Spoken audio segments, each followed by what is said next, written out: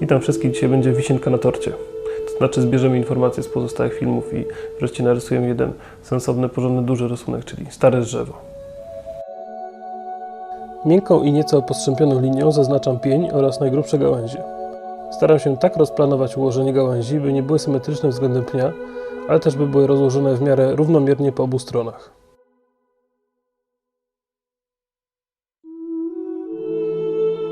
Następnie dodaję cieńsze gałązki nieco bardziej postrzępioną kreską.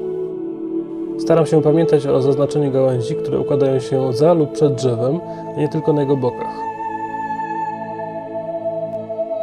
O rozplanowaniu bryły pnia i gałęzi oraz odpowiedniej kresce mówiłem dokładniej w poprzednim ćwiczeniu o tytule Detale drzew.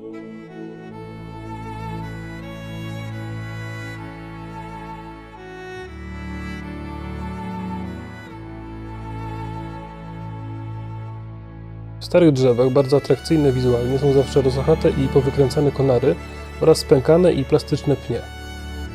Zaznaczam najpierw liniami podstawowe elementy charakterystyczne pnia, czyli długą bruzdę po prawej oraz okrągły ślad po urwanej gałęzi po lewej. By już teraz nadać tym elementom trochę przestrzenności, zaznaczam je kilkoma dodatkowymi kreskami, które niedokładnie powielają ich formę. Korzenie zaznaczam delikatnie, bo w tym przypadku chciałbym pokazać drzewo wyrastające z gęstej trawy. Wiele kłosów będzie przysłaniało korzenie i tworzyło przyjemne pionowe przełamania poziomych elementów. Trawę zaznaczam od razu pionowymi, nieco łukowatymi kreskami. Teraz obłymi formami zaznaczam położenie całych formacji liści, dokładnie tak, jak robiłem to pod koniec poprzedniego filmu z tej serii. W niektórych miejscach na fragmencie wycieram pień lub gałąź, by zaznaczyć też liście położone z przodu.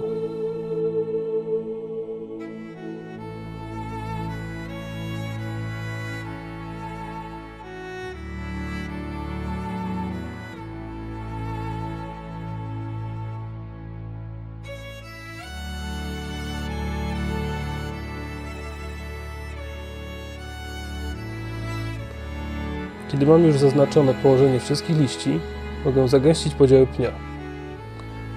Korę sygnalizuję wydłużonymi kształtami, które ulegają fraktalopodobnym zawirowaniom na stykach gałęzi z pniem lub wokół bruzd.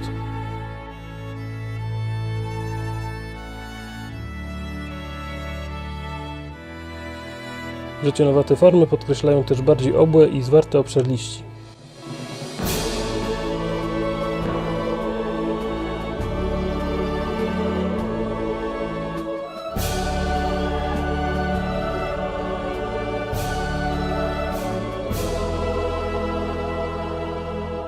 Cieniując, zakładam, że światło pada z prawej strony. Zaznaczam zatem na ciemno, prawie na czarno, wszystkie lewe strony pnia i gałęzi. Kreski cieniowania staram się układać tak, by podkreślać kierunki na korze, które zaznaczyłem w warstwie linearnej rysunku. W niektórych miejscach muszę jednak zlać ze sobą ciemne obszary i schować pod cieniowaniem linearne podziały kory. Tylko tak mogę wydobyć obłość pnia i zachować równowagę pomiędzy elementami ażurowymi i pełnymi plamami.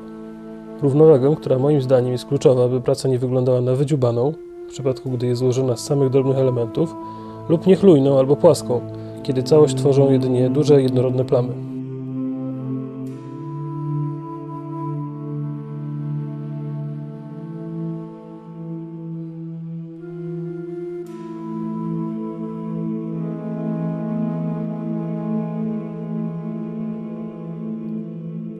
Jednolita, mocna plama cienia nie będzie oczywiście tylko na pniu.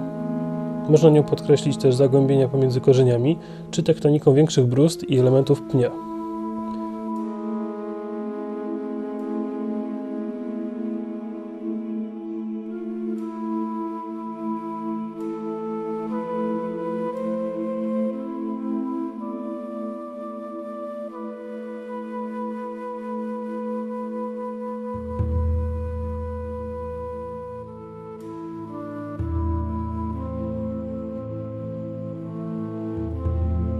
Cieniąc trawę używam tylko pionowych, lekko wygiętych pociągnięć. Pomiędzy kreskami zestawiam też podobnej grubości białe linie. Tam, gdzie nie zaznaczam obrysu trawy na jaśniejszym tle, tylko cieni na trawie, miękko urywam kreski cieniowania zarówno na górze, jak i na dole. To podkreśli charakter trawiastego podłoża i pozwoli takim plamom zasugerować, że całe białe prześwietlone otoczenie też składa się z pionowych trawek. Unikam jakichkolwiek poziomych kresek.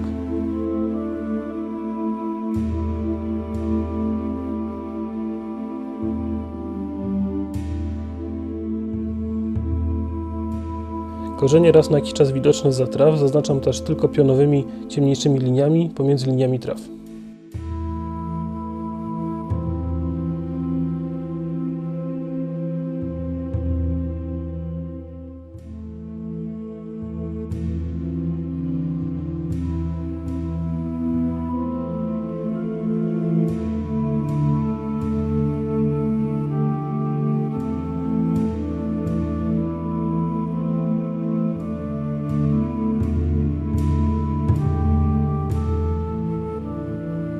Liście staram się cieniować w miarę jednolitą szarą plamą.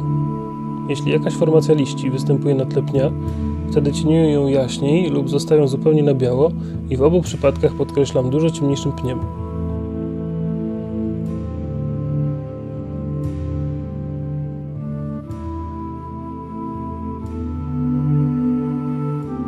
Podobnie podkreślam bliższe gałęzie przysłaniające bardziej oddalone konary.